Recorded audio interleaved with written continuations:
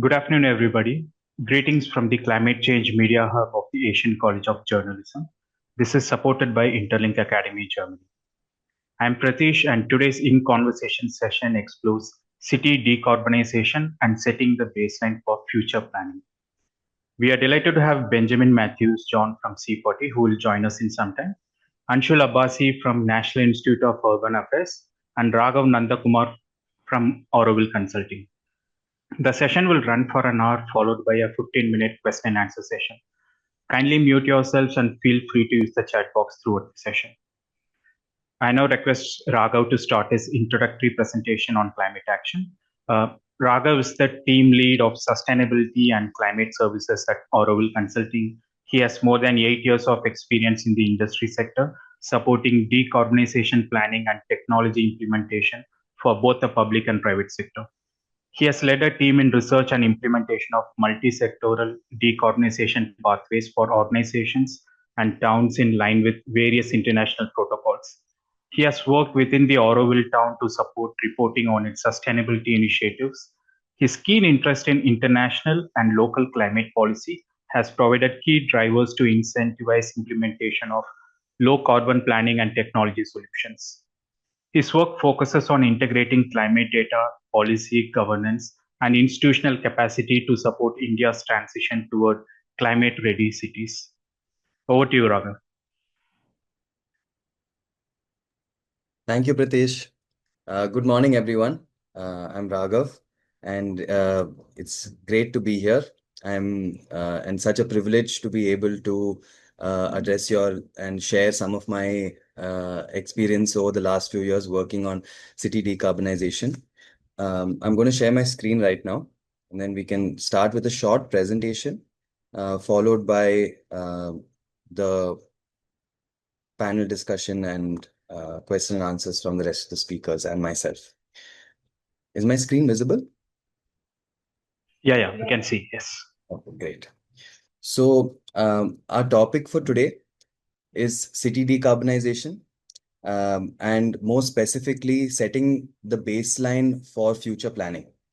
So you'll get a little bit more context, hopefully, by the end of my very short presentation. That should help you understand some of the answers from the speakers and also set some context for where the questions as well are coming from, right? So to start off, this one topic that overarches everything that we're going to discuss today, which is climate action planning. So I just want to go over what climate action planning as a term means, and then we'll discuss the different aspects that make up climate action plans and how you as journalists can support both the public, private, and social sector in implementing these plans and holding the relevant people accountable for the targets, outcomes, etc. Right? So, what is a climate action plan? So, when we say a climate action plan, we're referring to a long-term plan specific to a particular boundary. If it's a city, or it can be an organization, anything of the sort, but a plan that has targets, that has methods to measure, and has specific outcomes and methods to achieve those outcomes, right? And why does climate action planning matter? So, of course, most of y'all and most people today are aware of solutions to climate change, aware of climate change and general solutions to climate change, renewable energy, waste management. You've definitely heard of all these things, right? But when it comes to implementing these things, especially at scale, if you're doing it at a national level, state level, city level, there's so many nuances to it that without having robust systems in place, having robust targets in place, and having specific people accountable for those targets, it becomes near impossible to achieve them. So this is where a climate action plan comes in. If a plan can support with these activities, then we're more likely to achieve our outcomes, right? So what does a climate action plan look like, right? It's made up of majorly these four components.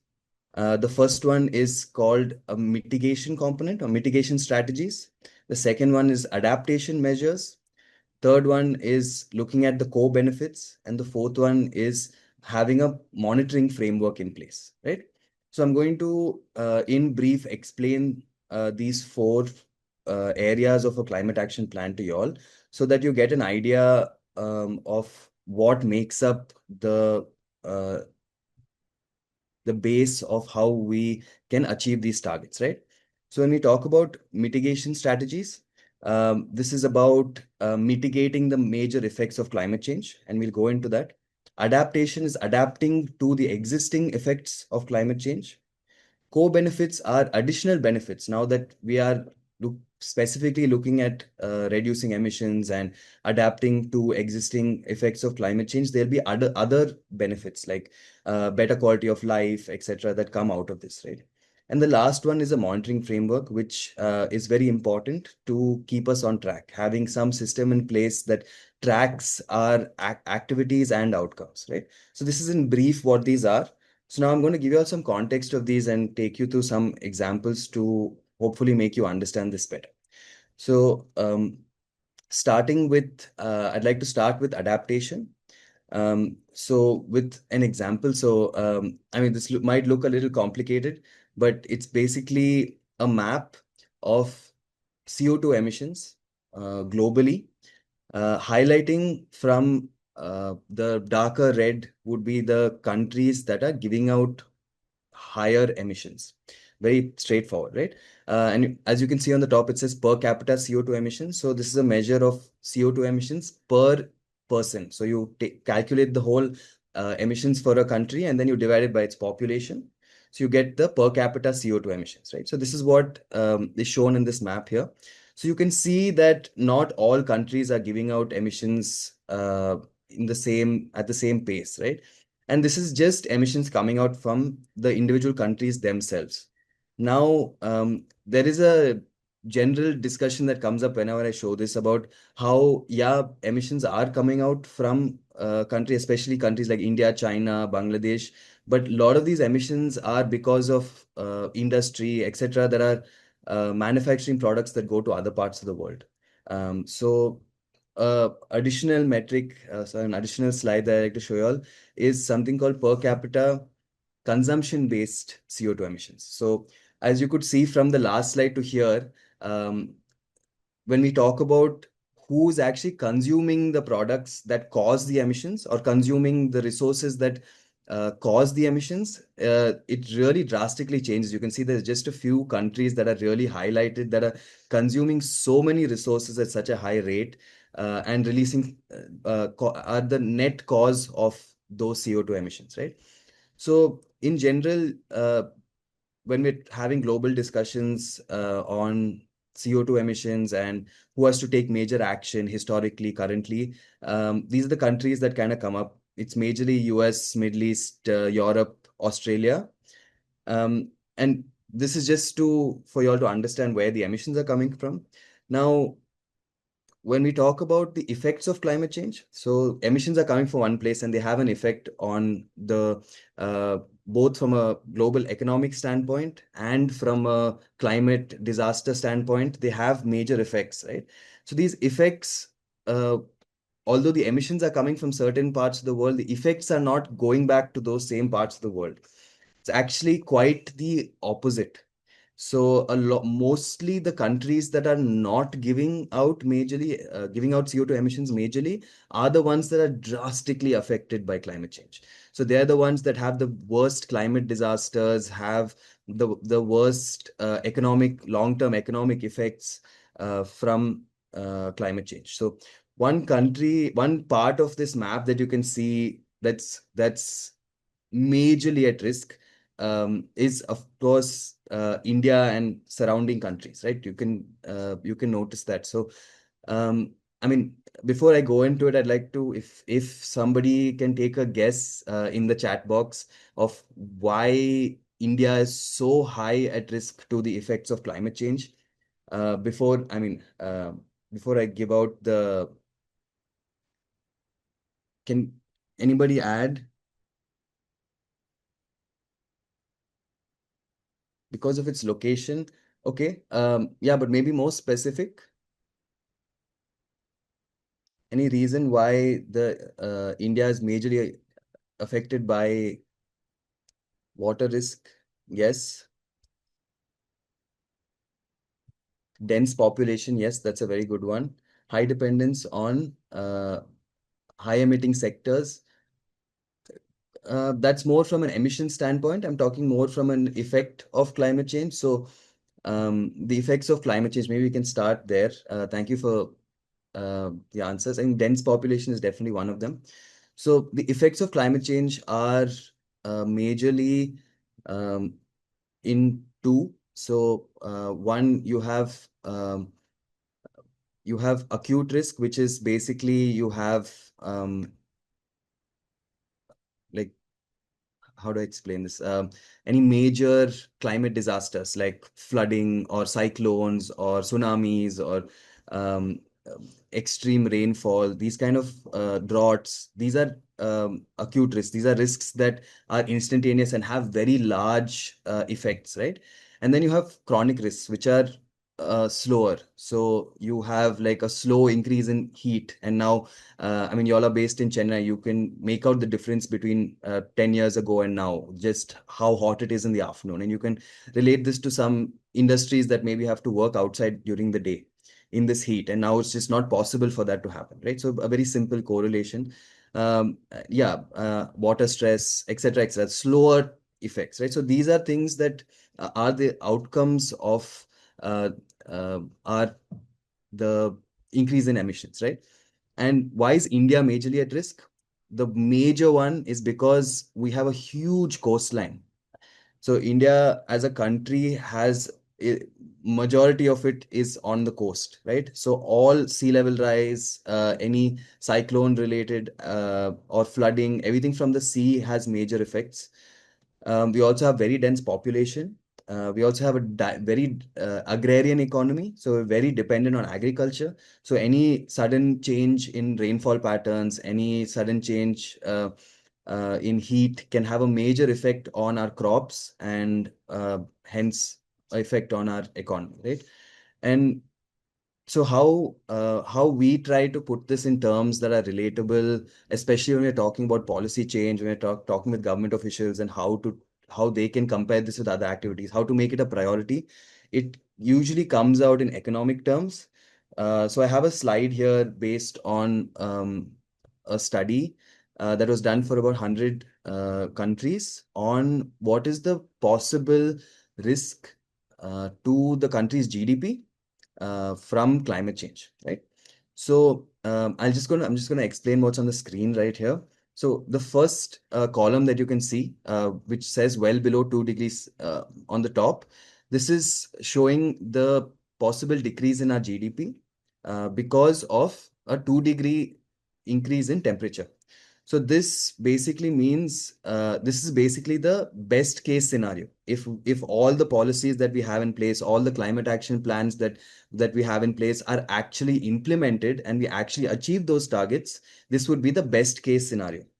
And what you can see on the right of your screen, which is the 3.2-degree scenario, is not the worst case.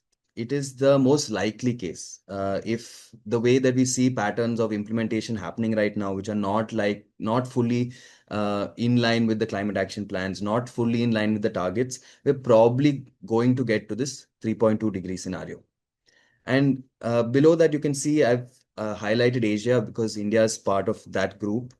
And what you can see here in the best case scenario, if we actually implement everything that we have proposed, every single target, every single outcome, we still stand to lose 5.5% of our GDP, which is very close to what is our GDP increase as a country, right? So that's a huge amount of equivalent like economic loss. And when I say economic loss, I mean quantifying the loss of the damage of floods or the damage of cyclones, the damage of loss to agricultural or crops due to climate change, right? This is what we've quantified. And what you can see on the right side in the most likely scenario is a 26.5% decrease in GDP. So that means if you can if you can, I mean, imagine relating that to the amount of damage from floods and cyclones and drought and loss of productivity, it's a huge amount, right? So what I want to get out of this particular slide is the understanding of the terms of mitigation and adaptation, right? So when we say mitigation, mitigation is for us to try and maintain and achieve this 2-degree scenario, right? We're going to mitigate the worst effects, which is the 3.2 degree or more, and achieve the best possible outcome, which is the 2-degree scenario. So we're mitigating the worst effects. What is adaptation? Adaptation is the fact that we, irrespective of what we do to mitigate climate change effects, we still have to act. So this minus 5.5% is still going to happen, even in the best case. So we're still going to have an increase in heat. We're still going to have more frequent natural calamities like cyclones, and there's going to be sea level rise. These are things that are going to happen for sure. So irrespective of working on reducing emissions or rooftop solar or whatever these things are, we still need to adapt to these new outcomes. We still need to find housing for coastal communities. We still need to find solutions for the increase in heat, uh, change in rainfall patterns. So these are things we have to adapt to. So that's why it's called adaptation versus mitigation. I hope this was clear. And if you have any questions, you can drop it in the chat box. I'll be happy to answer at the end of the session, right? So now moving ahead to mitigation for climate action plans. So these are the major areas that we look at when we're talking about mitigating climate effects, right? So energy and buildings, transport and mobility, land use and green cover, waste and circular economy, and water use and resilience, right? So energy and buildings usually cover electricity use, diesel for any stationary use such as generators, and building construction. Transport and mobility is quite clear. It covers both commercial and residential transport. Land use and green cover. So land use covers land use patterns and land use change, along with forest cover or types of land cover, like, and conservation of land. Waste and circular economy is all our major areas of waste, from wastewater to composting or reuse of wet waste, solid waste, and our incineration of waste. And the last one is water use. So our management of our water and conservation of our water resources, right? So when we are making these plans, we usually come out with something like this. It is a net zero transition plan. So I know it looks a little complicated, but there's two things that I want to get out of this. One, the black line that you can see going all the way straight up, this is called a business as usual scenario. So the first thing you would do if you're going to make a plan that you can see here is from 2021 to 2041. So if we want to achieve something in 2041, let's say we want to reduce all our emissions and come as low as possible, the first thing we got to do is understand what the emissions are going to look like in 2041, right? So we got to project this scenario where if we did nothing, what would happen, what would be the outcome, what would be the amount of emissions in 2041. So that's what this is called, this black line is, which is the business as usual. And we compare that with the plans that we make. So we have made here a plan, as you can see, the graph that we have is comprises of electricity, fuel, waste, land use, uh, emissions in 2021. And then we have made a plan to reduce those emissions as much as possible, that you can see by the dotted green line, till 2041. And the remaining emissions we have proposed to absorb that equal amount of emissions from planting trees or any sort of or rejuvenation of water bodies to achieve net zero, right? So this is a general idea of what a mitigation plan or a decarbonization plan would look like.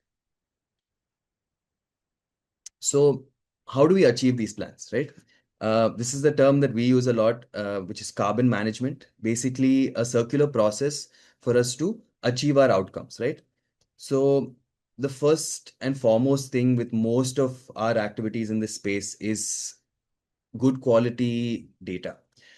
So these are, I mean, we're at a very nascent stage when it comes to data and data collection, but hopefully in the upcoming years we have more robust systems, and that's something that we're all working on to set up systems at a national, state, city level with in collaboration with public institutions, so that we can have good quality, reliable data available. And what do we do with this data? We use this data to measure impact. So in the previous slide, I showed you the 2021 emissions values, right? So that's come from a process like this. So we have calculated the emissions of a certain year based on some reliable data. And we've used that to measure the impact. So measuring what is based on that data, we got to know what's the emissions for different categories for that 1 year. Then we make a future plan, which is like the plan I showed you in the previous slide. So we make a future plan for a certain year, and we set targets to achieve to get there. And then we implement those responses. Now, once we implement it, 2 years, 1 year down the line, 2 years down the line, we should again take up this process of collecting the data, measuring the impact. Only then do we actually know where we are, whether we're actually moving towards our targets, or if the action that we're doing is not actually going the right direction, right? So this is something that's really important. And it leads us to the fourth part, which is measuring and monitoring. So yeah, so which is one thing that from Audible Consulting and my team, we do majorly emission calculation. So there's many terms for it, like a carbon footprint or a greenhouse gas inventory. So this is basically a structured framework-based process to calculate these emissions and categorize them by the relevant sectors and report them, right? So the major sectors here are energy, transport, waste, land use, and another sector called industrial production and product use, which is usually very scarce. So I've not put it here. And what's the point, right? The point is to quantify impact and set a base to where we start from. So if we know where we're starting, then we can have a direction, right? So how this is usually done, the overall categorization and some basic idea for you all to understand. So it's usually categorized by scopes. So to explain the scope term, scope is basically an approach to place emissions within a certain boundary, right? If you're talking about emissions of Chennai city, right? So you need to set first what is the boundary of Chennai city. Are we talking about the GCC boundary? Are we talking about a CMA, like a planning boundary? Once we set this first boundary in place, then we start calculating what is the emissions within the boundary that is caused by the city, and what is the emissions outside the boundary that are caused because of the city, right? And this makes a difference in terms of planning, especially. So when you see here scope 1, so scope 1 refers to emissions that are directly from the city and within the city boundary, right? Scope 2 refers to emissions that are caused by the city but occurring outside the city.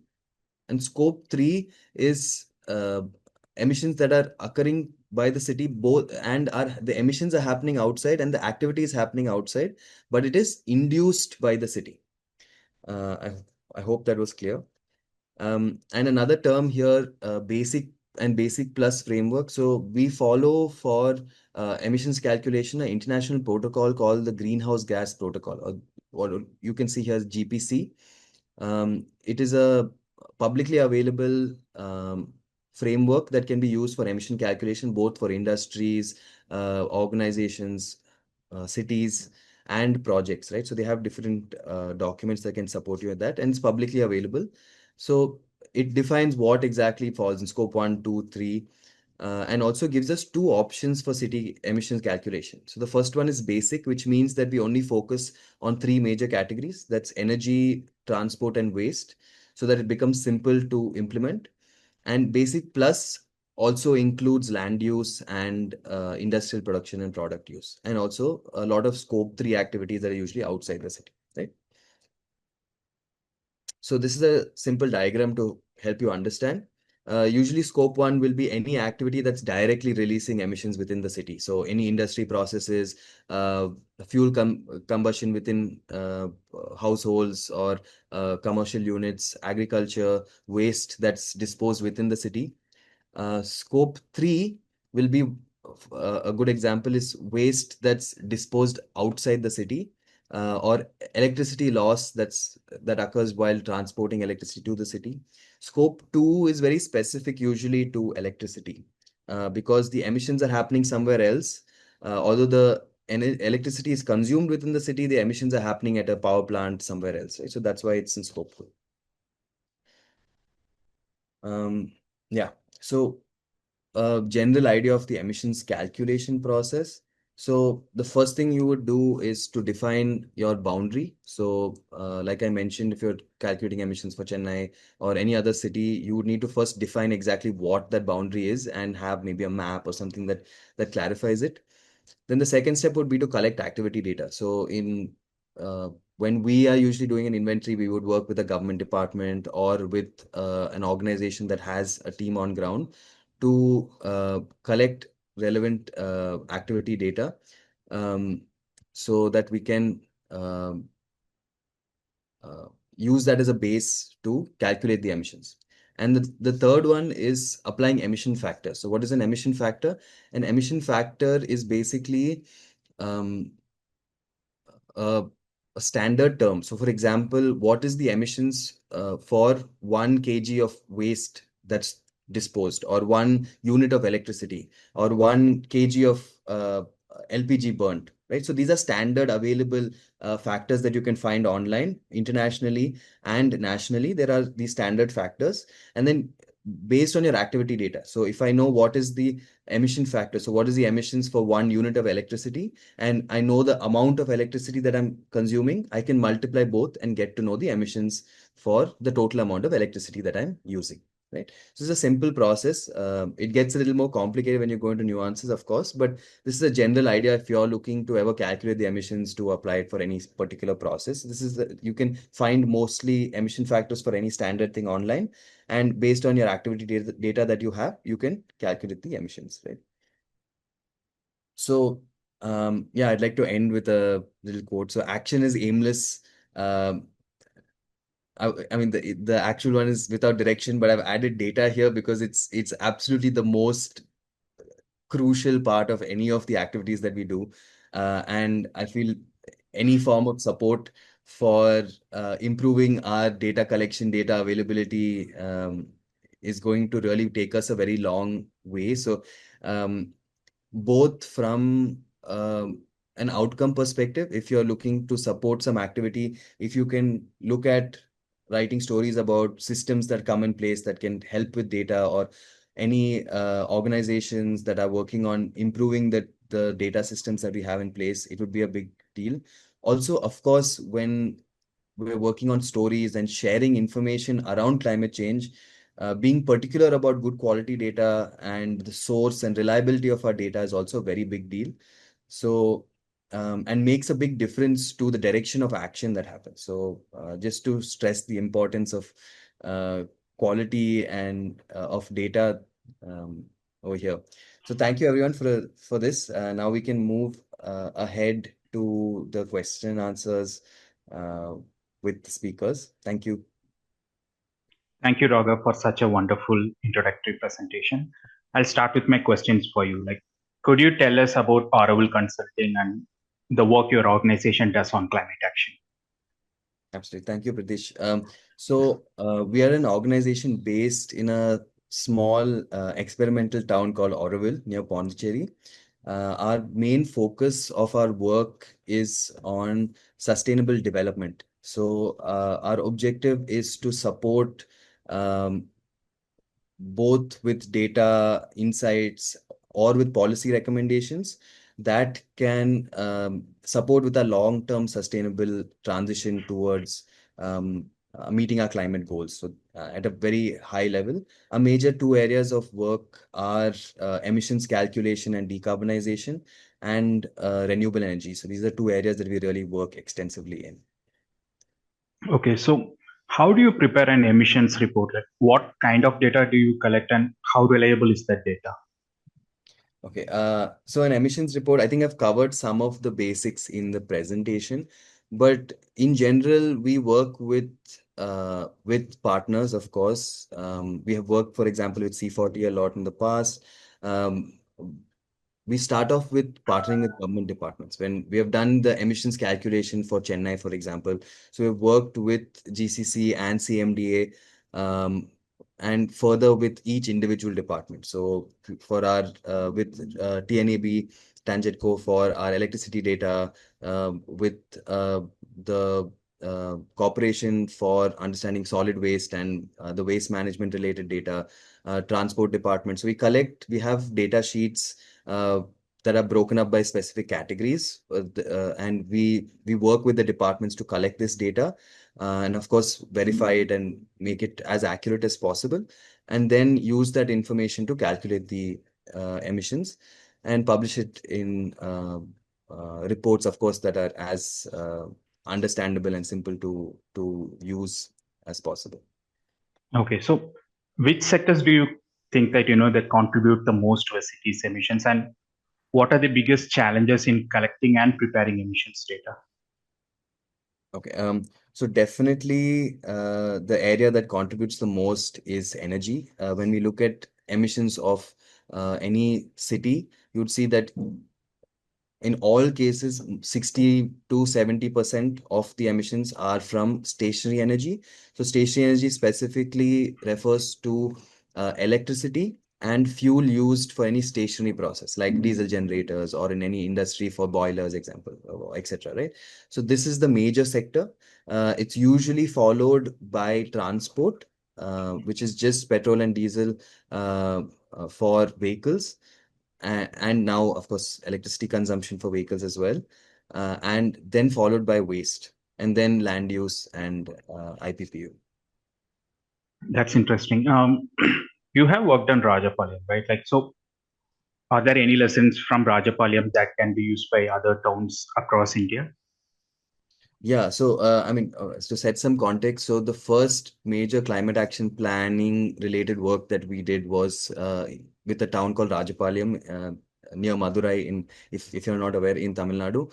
So this was a very interesting project because we were working in parallel with the team that was doing the town planning exercise and releasing the new master plan of the town. So one, we had very good access to good quality data, which was a very a good thing, and we also got access to interact with a lot of government departments through the process. The major thing that we learned from there, and I think the major outcomes as well. The first one was that the plan was not for the existing boundary of Rajapalayam. It was for something called the local planning area, which was an area that they had predicted Rajapalayam would grow to in the next 20 years. Then the second one is the focus was to include our climate action planning related work into the master plan of the town. So it is a official gazetted government document. So if we wanted to make that the activities to calculate emissions, the data collection, everything is in a gazetted document, so that it's required from the departments to collect this data and on an annual basis and support and use it to calculate the emissions. The next one is that I found personally very interesting was they set up, other than so Rajpalayam as a town is bordering a tiger reserve, and inside the local planning area also is the only town actually that has a part of a tiger reserve within the boundary of the town itself. So beyond the conservation areas, they also had eco-sensitive zones. So they set up these areas which they declared as eco-sensitive, and in the master plan said that no time in the future will these become agricultural land or commercial land, and it can be left to absorb emissions and be like natural ecosystems to support the decarbonization of Rajapalayam. So this was really interesting. And they also set up part of the master plan areas for net zero industry, like a net zero industry park. So an area where only industries that have a like a decarbonization plan or a plan to become net zero can set up their industry. So I found these were very innovative. They've not been done at any other city in India so far, at that point at least, and we found them very interesting. You said you had access to good quality data in Rajapalli. So, how do you turn all this data into a report that's easy to understand and also useful for policymakers? Okay.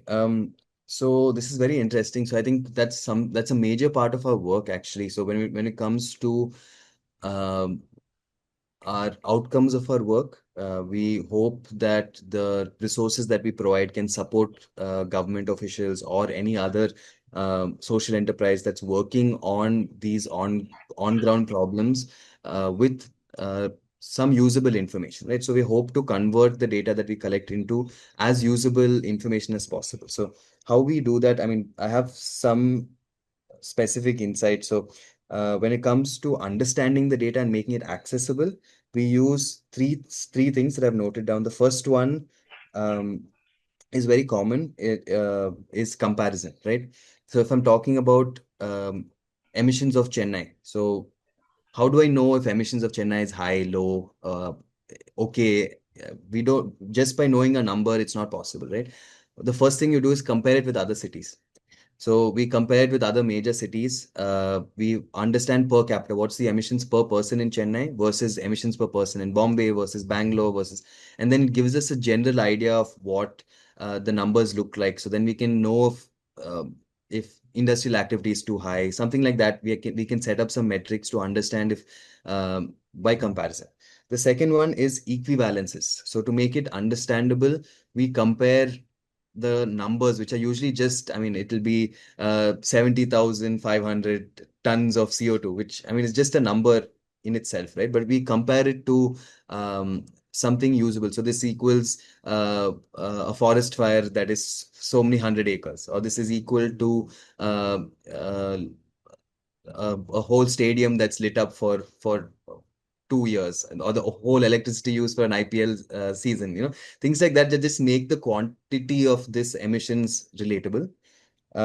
This is also called human math, basically just making these numbers more relatable or more tangible in a daily sense. So this is something I feel also when we're reporting on these numbers, especially as journalists, I think that's a very good tool that can be used to make the extent of these numbers more understandable, more relatable. When we're working on Rajapalayam, actually, Rajapalayam has a huge hill right in the middle of the town called Sanjeevi Malai. So one of the metrics we put for the energy emissions was that the total emissions of the energy emissions of Rajapalayam was equal to Sanjeevi Malai catching fire completely twice. So that it's more relatable to the people who are actually living there in the town. Then this is on making it more relatable and understandable. The second part on making the reports more effective or having the outcomes more tangible is for first one is setting targets. We have to have targets and outcomes, both short term, medium term, and long term. It's very important. If you just set a 20-year target, no one's going to take it seriously for the first 15 years. So it needs to be a 5-year target, especially with the government, with the rapid changes that we have in bureaucracy and the political wing as well. So we need to have short-term targets that are tangible, that can be achieved. And um, the second one is to make the plans align with existing activities and existing outcomes that the government has. Right? So if they want to, they have a keen focus on electric mobility. They have some targets for electric mobility. We need to align our plan with those existing targets as well. And most state governments have these plans for renewable energy, for transport, for waste management. These plans are in place. So referring to them while we're doing our planning definitely is a very helpful for us as well, but also makes it more tangible for the government officials, especially when they're looking at finding budgets for allocating budgets for achieving these outcomes or implementing any of these activities, right? Yeah. Okay. So my final question to you: how long does it take to prepare an emissions report? Also, how is preparing a baseline emissions report different for cities like Chennai, Bangalore, Rajapalayam? Um, I mean, it depends very much on the data part. Again, I know I've said data maybe too many times in the last 20 minutes, but um, basically the overall activity can take up to a year even or even more, but depends on the data collection part. So majorly the major part of the activity is understanding where sources of data are, working with the government departments to collect the data, working on cleaning up the data, making it more usable. This part is actually the major chunk in terms of time, and then data analysis, and also working with our outcomes with the departments to see how they would like to align with it. So it's a lot of the time goes in interacting with departments and stakeholders. But yeah, it can take up to a year. But um, our Rajapalayam work actually, we managed to complete it in a month. We had a huge deadline with that came from there's a organization called the Tamil Nadu Governing Council on Climate Change. So they had a convening of the governing council, and they told us in a month, and so they told us they need the report by then. So we worked day in and day out for a whole month to be able to make both our inventory and the decarbonization plan and supply it. Yeah, thank you, And Raghav, for taking us through the technical side of emissions inventories. To help us understand more, I would like to invite Anshul to share NIUA's perspective. Anshul is an urban development professional with over 9 years of experience in climate resilient urban planning and policy in India. He currently serves as lead at the Climate Center for Cities, National Institute of Urban Affairs under the Ministry of Housing and Urban Affairs. At NIUA, he leads initiatives on climate governance, urban resilience, and data driven planning. He has contributed to key national frameworks, including the National Mission on Sustainable Habitat, India's long term low emission development strategy, and the Climate Smart Cities Assessment Framework, which is implemented across 200 plus Indian cities. He has led the development of city climate action plans for Pune, Leh, Junagadh, and Jamnagar, and currently anchors the Building Heat Resilient Cities program across 12 Indian cities. He has also supported the Delhi Urban Flood Risk Mitigation Project in collaboration with National Disaster Management Authority, Coalition for Disaster Resilient Infrastructure, and government departments of the Delhi government. Anshul, could you start with NIU's role in supporting climate action and urban planning? Hi, good afternoon, everyone. First of all, thanks to the organizers for having me today. And thank you, Pritish, for that extensive introduction. Hi, everyone. I'm Anshul Abbasi. I lead the policy and planning vertical at the National Institute of Urban Affairs. And basically, National Institute of Urban Affairs, NIUA, is a think tank to the Ministry of Housing and Urban Affairs. So our major mandate is basically to support ministry with policy with respect to capacity building of city officials, and basically also look at the strategy side in terms of urban affairs. So that is what majorly my organization does. Within the NIUA, we have something known as Climate Center for Cities, and the center was established in 2020 and it was established by the ministry at NIUA with an intention of creating a climate ecosystem for Indian cities. And our major work at the center is to look at again policies, strategies, climate action plans, flood resilience plans, focus on research and development, data, as well as IEC activities, advocacy, and most important, capacity building and financing. So that is what my center usually does. So, from NIUS point of view, what are the biggest challenges cities face in turning climate plans into action? Yeah, there are quite a many challenges, but this could be again bucketed in the whole climate ecosystem approach, which I was mentioning, that it is very important for us to understand that if we relate to urban problems as a human body problem, there are solutions, there are pills, there are medicines to solve a problem, but then there is an ecosystem which has to exist in a way that that medicine should be available, it should be affordable, it should be accessible, it should be suitable to everyone. That's the same thing with urban challenges, that we cannot say that the challenges, the solutions do not exist, but whether that solution is affordable, whether it is accessible, whether it is suitable to the climate. So those are the challenges, and specifically answering your question, data being the first problem, availability of data. Like the previous speaker was talking about climate action plans. There's a lot of data which is required for a GHG inventory, which is not readily available with the city. It would not even if the data is available, it is not available in the kind of format we want to use it. So for example, these are handwritten registers. So you need to first kind of translate them from local languages to English. Then you have to digitize it. You have to bring it on GIS, and then you can do an analysis. So data being first part. Second thing is the policy. Sometimes like there is no policy support, or there is no institutional mechanism for something to kind of move forward. Third thing is capacity of city officials. It's both the technical capacity and the capacity of a ULB financially to maybe solve the problem. So maybe a city knows what is the problem, what has to be done, but there are no finances available. So yeah, these are the few broad challenges. Otherwise, there are many more. Anshul, can you share some examples of Indian cities where climate plans have been successfully put into action? So it's a very recent realization of Indian cities, maybe in the last decade or so, that they need to prepare a climate action plan, though it's not a mandate by the government, and it is just basically out of the proactiveness of our major cities. So Mumbai has done it, Bangalore, Chennai. As a part of our program, we did it for four cities. But I would say Bangalore and Mumbai have been leading, even Chennai. Chennai has been doing great work in terms of climate implementation. While there are many cities which are preparing, which have strategies, which have maps, everything is on paper.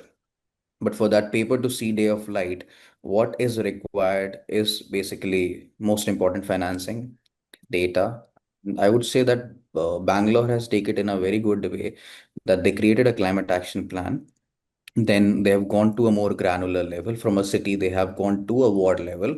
At a ward level, they have identified that what kind of interventions need to be done. They have created a bucket list of interventions, cross sectoral, and then they have ensured that there are five corporations now in Bangalore, that each corporation commits some kind of a funding towards these interventions. So, as per my information, the North Corporation, I think they've committed 20 crores for the implementation, and I think there's something uh, from the state side as well. So that's where when you move from a plan to from a strategy and a project, and when you come to the implementation level, it brings in a lot of technical challenges and implementation challenges, which are only realized once we go to that level. So Bangalore and Chennai, I would say, are doing good work. Okay, so how can urban local bodies, how can they make climate planning a regular part of city governance? Yeah, so for them to make this as a regular part, they have to first understand that climate is not something new. It's not a new vertical, or it's not a new work which is coming to them. It's like a cross-cutting horizontal. So looking at the existing functions of a ULB, the 18 functions which they have, primarily it is more focused on solid waste collection, disposal, and segregation. And then there are other activities like street lighting. So very basic, if they think this as a layer in their existing work. So like if their job is to maintain the street lights, it has to be LED. And then it is very basic. The mitigation actions, majorly, they are quite bankable. They have good return on investment. So cities need to strategize in a way that they try to bring down their operations and maintenance cost. They invest into the capex, the capital expenditure, that you go for something which is more efficient, The efficient thing would help you reduce the emissions. It will help you reduce your operations and maintenance costs on a monthly basis. And that money saved will help you in implementing other adaptation measures where maybe there is no direct financial return on investment. So I think it is more about bringing that thought in a day-to-day work. For example, if there is a public health center, you can just put cool roofs on it. You can do paint on it. If you're maintaining a road on a regular basis, whether that material is suitable for heat or not, any infrastructure being developed, whether it is flood resilient or not. So it's in day-to-day work, basically the proposal planning and implementation, that climate lens has to be embedded in thinking. Okay, so for journalists, what are the Yeah. most important signs to look for to know, like, if a city's climate action is actually making a difference? So I'll just like to take a little time here and give a broader context to the participants today, that what has been happening so far. We talked of climate, but in India, if you look at the governance mechanism, it is like two parallel things happening. One is disaster. Another thing is basically, because I belong to the Housing and Urban Affairs Ministry, if we look at the parallel, and then disaster is majorly led by the National Disaster Management Authority, and then the climate conversation is led by Ministry of Environment, Forest and Climate Change.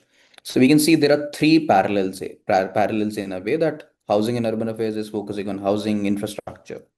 Now, the roles were quite well differentiated in a way that disaster was the responsibility of NDMA. And basically, major shocks in terms of a GLOF, cloudburst, urban floods, flash floods, this was considered important. There was a massive loss of life and livelihood, and NDMA's role was to respond to it and focus on recovery of it, and to somewhere get prepared for such kind of a disaster. On the other hand, uh, MOEFCC has been working on the other climate aspects like ecosystem, biodiversity management, green areas, afforestation, and Housing and Urban Affairs has been working on development of infrastructure like road, STPs.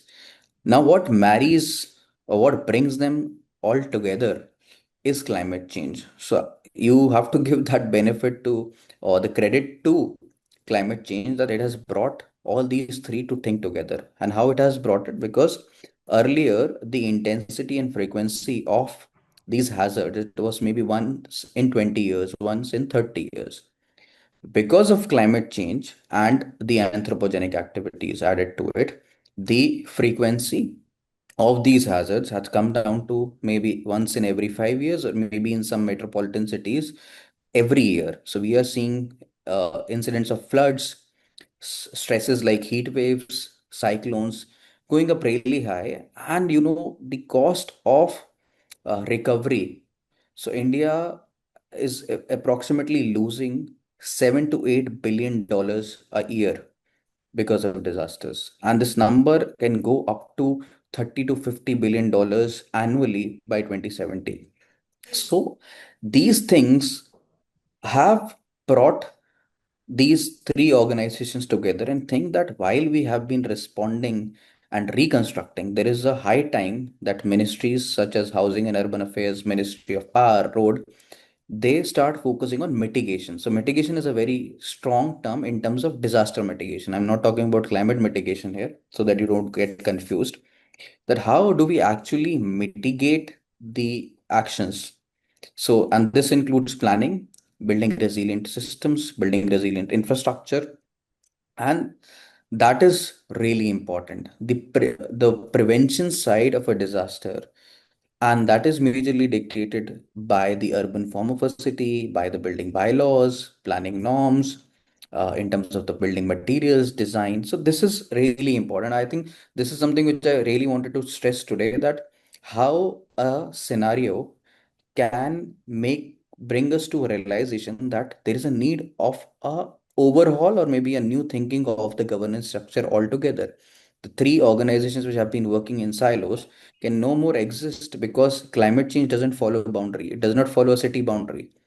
the climate networks, be it green areas, water bodies, they do not bifurcate as urban or rural. And most of the issues presently in our country are happening at the peri-urban areas, be it floods, be it heat.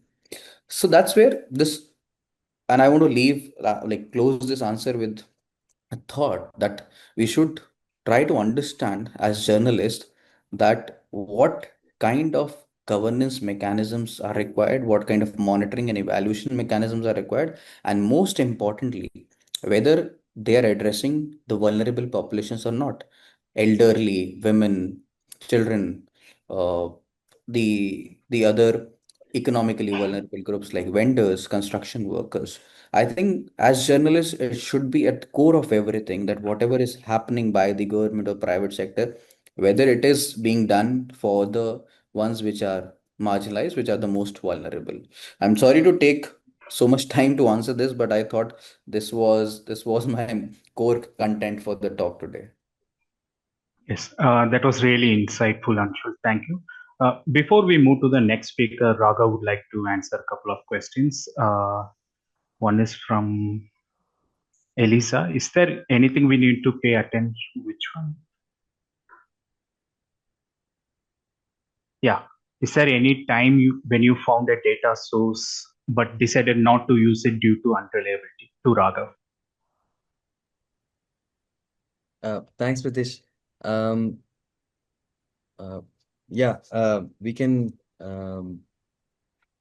So yeah, there was I think Anshul was also covering this. The government departments don't usually have systems in place that for reliable data. So and especially a big issue that we have faced is matching of boundaries. One big one is actually electricity. It is a major source of emissions, but most distribution companies like Tangentco, TNEB, have totally different boundaries of how they collect electricity consumption compared to city boundaries, which are administrative boundaries. So you will have data for 60% of Chennai and surrounding areas up to Mahabalipuram as one set, and then the rest to Kanchipuram and north of Chennai as one set, and you can't differentiate this, you know.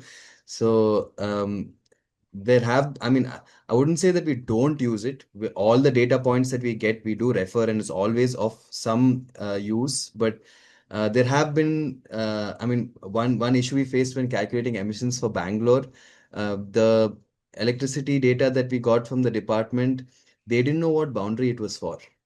They the person who was our point of contact said it was for Bangalore, and we asked which boundary of Bangalore, but they were not sure. And we compared it to all other resources that we had, which is Bescom, which is for Bangalore plus a few other districts, and it just didn't make sense. So we were not able to use the electricity data that we actually got from the department itself. And this is not uncommon, actually. This is quite every set of data that we get requires a lot of parallel research and comparison for us to achieve our final, I mean, acceptable numbers. Yes, thank you, Raghav. We are running short of time. We'll take the remaining questions, by the end of the session. So the next speaker is Benjamin. He's the head of implementation and mainly works with the cities of Chennai and Bengaluru on the implementation of their climate action plans across sectors like energy, transport, adaptation, and land use planning. Before joining C40, Benjamin worked with the National Institute of Urban Affairs, where he helped develop the master plan of Delhi 2041, and at Royal Haspelling DHB, he helped develop the revised master plan of Bengaluru 2031. By training, Benjamin is an architect with a double masters in urban regional planning and urban design from Center for Environmental Planning and Technology, Ahmedabad. He has 15 years of work experience. Benjamin, could you tell us about C40 and the work your organization does on climate action? Yeah, thank you. Thank you so much, Pritish and Audible team for inviting me to this important discussion. So, C40 Cities is a network of about 100 global cities that is actually working together to address the climate crisis that our cities are facing. So, We have about 100 cities across 5 continents. And in India specifically, we have 5 cities that is part of this network, which is basically Bangalore, Chennai, Mumbai, Ahmedabad, and Delhi. So these are the 5 cities that are actually part of this network. And cities keep their membership in this network by actually showing action year on year. So that's the way cities actually keep their membership in this network. We don't charge any sort of a membership fees, but cities actually maintain their membership by actually meeting something that we call the leadership standard. So, C40 cities, we have this leadership standards, which is divided into 3 parts. So, the first part of the leadership standard is actually you have to actually have your climate action plans in place, and you should be actually implementing those plans. So, we actually review progress of cities on how they are implementing their climate action plans. Do they have these climate action plans in place? Right? Are they Paris Agreement aligned? Right? Do they have targets that look at reducing emissions by half by 2030 and achieving net zero by 2050, right? So we look at those things and really guide these cities to actually move towards such targets. And the second part or pillar of our leadership standards is what we call mainstream. So cities should actually mainstream climate action into their statutory documents. So statutory documents like a master plan or or a budget, a municipal budget, right? So if you have climate actions within your municipal budget, that's what we call mainstreaming. And it could also be in your building codes or building bylaws, for instance. So if there is climate responsive regulations in these bylaws, it also counts for mainstreaming. And the third pillar to our leadership standard is the part where cities actually lead on climate action. So leadership. So our network is actually led by mayors or city leaders. In the Indian context, the mayors are not so empowered as say in the global north. So in our context, it's mainly the city commissioners, municipal corporation commissioners, additional chief secretaries of the environment climate department or of the urban development department. So these are people who we look forward to actually lead on climate action and really be out there and say, okay, we want to really address this issue that our cities are facing, and these are the steps we are taking. So in just this is kind of about the C40 cities network and how we kind of operate. Yeah. Okay, Benjamin, could you share a few examples of cities in Tamil Nadu that have measured their baseline emissions, set climate targets, and are also working towards them? Yeah. So, as you know, in Tamil Nadu, Chennai is leading the way. The Chennai prepared its climate action plan in 2023, and after that, prepared a climate budget last year. So it was, the first city in Tamil Nadu to also prepare a climate budget. And after that, right now, the city is also kind of working on ward level climate action planning. We're trying to work, at the ward level with CMDA and GCC on a ward level climate action plan. So Chennai has been leading the way, as you all know, on this, and I think multiple great projects have come out of the city in the last 3 to 4 years. Like for instance, the Sponge Parks is one great example of a great climate action, right? That addresses addresses flooding as well as addresses heat resilience as well as creates more open space and public space in your city, right? So when we look at other cities in Tamil Nadu that have set targets, um, we've done some work with Krishnagiri and Tanjavur, which have their climate action plans in place that are aligned with the 2050 target and have their baselines all in place. There are other cities that are also working on this. Like for instance, I think Coimbatore has a climate action plan. Madurai has it. So multiple cities in Tamil Nadu now have climate action plans, though these are not statutory in nature, but they still kind of push the envelope in terms of what the city needs to really do when it comes to addressing climate risks that the city faces. Now when it comes to the how cities are doing, all the cities in Tamil Nadu are actually also being governed at the state level by the climate change mission. So Tamil Nadu has a really strong, I would say, a commendable climate change mission that was, for the last 4 years driven by former ACS Supriya Sahu madam. who really had a grand vision on where she wants to take the state in terms of meeting its climate goals, right? So there have been multiple programs that have been implemented across cities. For instance, UNEP has this cool roofs, cool cities program where they have actually scaled cool roofs across Tamil Nadu. And then, of course, there is a lot of solar, great work being done under solarization of municipal buildings as well as solarization of your residential and industrial buildings across various districts. I think Virudnagar has done a great job on that. So there are good examples that are emerging from across Tamil Nadu. At the state level, you have this entire framework that they have set up as the climate change mission. They have this framework, they have targets. All the districts are supposed to have climate action plans.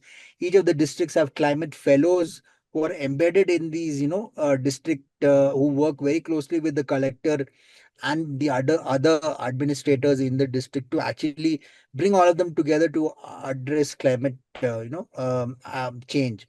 So I think these systems have been put into place, and there are cities that are progressing under these systems, but there are also cities that are lagging behind, right? So I think it's important for us to share the knowledge that these cities are producing, that the cities that are progressing are producing, and kind of try to bring up these other cities in Tamil Nadu up to that level, right? Because Tamil Nadu also has a long coastline of almost 75 kilometers of coastline.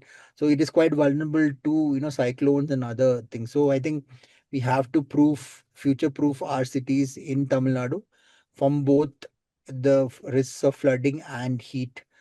So yeah, I think I'll stop there. Hopefully I was able to answer your question on Yes, this. yes.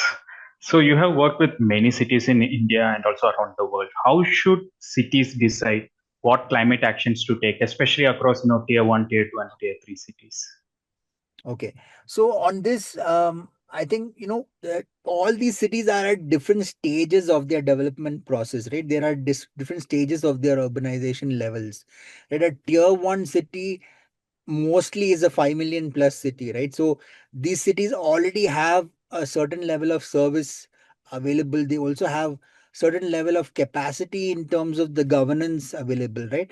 But if you look at a tier 2 and a tier 3 city, these cities are still, I mean, in the process of urbanization, they don't have the capacity that a tier 1 city has, right? So I think I would say tier 2 and tier 3 cities can learn from the mistakes that tier 1 cities have made in terms of, building over natural systems has been one of the biggest issues that our tier 1 cities have actually committed, right? So most of them, like you look at Bangalore, Chennai, we have this lot of research that has been done that shows so many water bodies was lost in the urbanization process of the city, right? So if we can kind of not create those same issues or mistakes that we made in the tier 1 while these tier 2 and tier 3 cities rapidly urbanize, right? So I think the first thing I would say is learning from the mistakes of the tier 1 and tier 2, and by that I would say really protecting our natural systems, making sure our lakes and rivers and water bodies are all protected, our forests are protected. So I think the first thing that I would say, tier 2 tier 3 should look at in terms of not making those mistakes.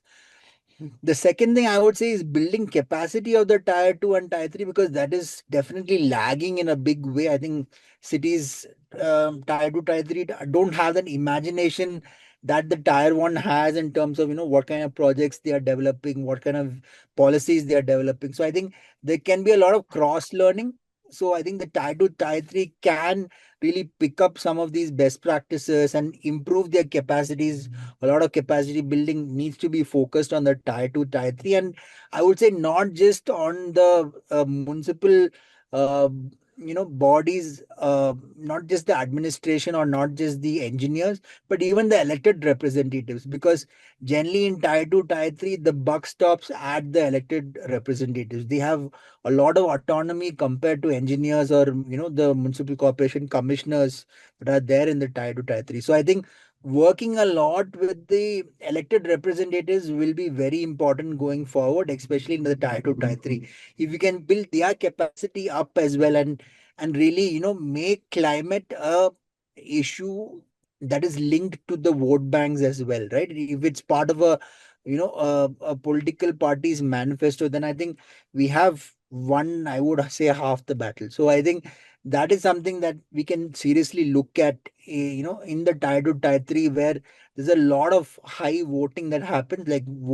voter turnouts are much higher in the rural areas than in, say, in the urbanized, cities. So I think that's something that we should definitely look at while these tier 2, tier 3 cities or towns urbanize. That can we build the capacity of the elected representatives? I think that's something that we should look at very seriously, and maybe build programs around that where elected representatives have some very serious capacity building done for them. Yeah, Okay. I'll stop there. So final question to you, Benjamin. For journalists, what should they look for to know whether climate action is actually working?